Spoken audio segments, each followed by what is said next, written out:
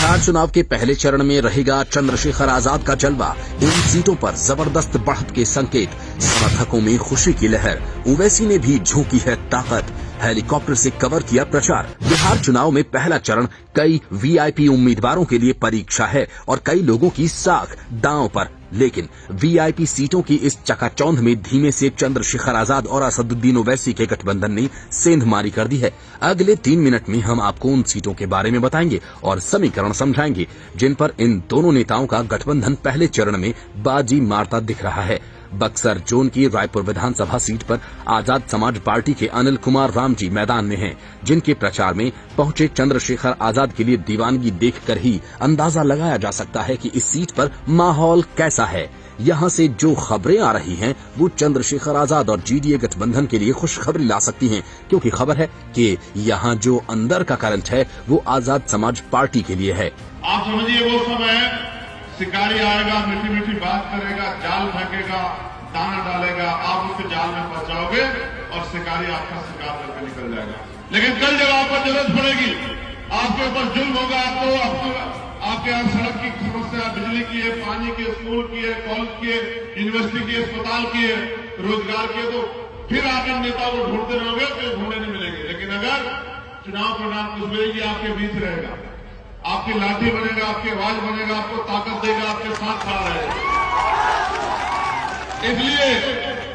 इसलिए हमें फैसले बहुत समझदारी से लेने फैसले कि हमारा नेता कैसा होना चाहिए, जिसको विधायक चुन के भेजेंगे, वो जिसके दरवाजे हम नहीं जा सकते, जिसके गेट हमारे लिए बंद होंगे, या वो जो हमारे दरवाजे पर खड़ा रहेगा और हमारा हाथ पकड़ के रखेगा। ये आपको तय करना है। ये बाबा साहब इतनी बड़ी शक्ति देने गए हैं आपको लोकतंत्र में, जिसको चाहो कुर्सी में बिठा दो, जिसको चाहे पटक दो। आज तो ये हाल है कि मैंने बिहार को अपनी आंखों से देखा। मैं लंबे समय से आता हूं क्षेत्र में, कैमूर की धरती है, ये बड़ी क्रांतिकारी धरती है। कैमूर, बक्सर, रोहतास, सासाराम, आप महसूस करके देखो, क्या बिहार आदि के 75 साल बाद इतनी सरकारें बदलने के बाद इसी हाल में होना चाहिए था?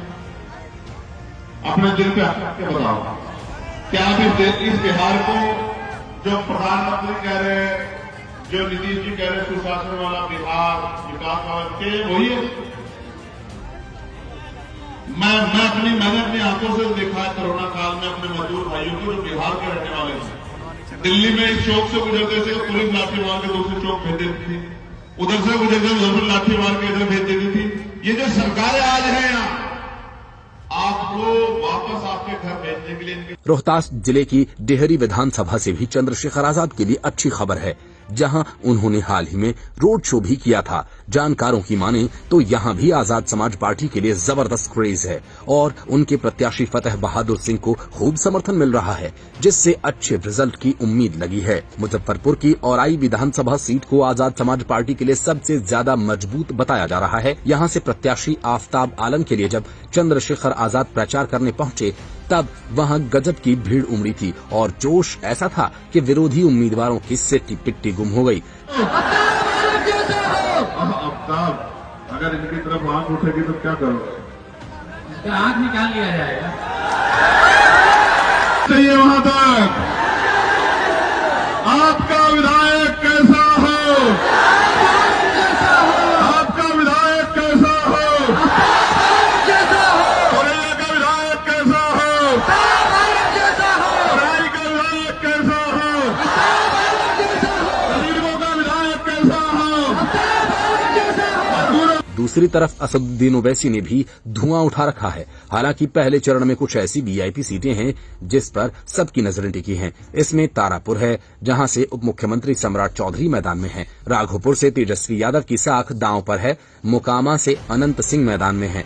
अलीनगर में लोक गायिका मैथिली ठाकुर ताल ठोक रही हैं। छपरा से भोजपुरी गायक खेसारी लाल यादव, लखीसराय से उप मुख्यमंत्री विजय कुमार सिन्हा और महुआ से तेज प्रताप यादव। ये वो वीआईपी उम्मीदवार हैं जिनकी साख पहले चरण में ही दांव पर लगी है।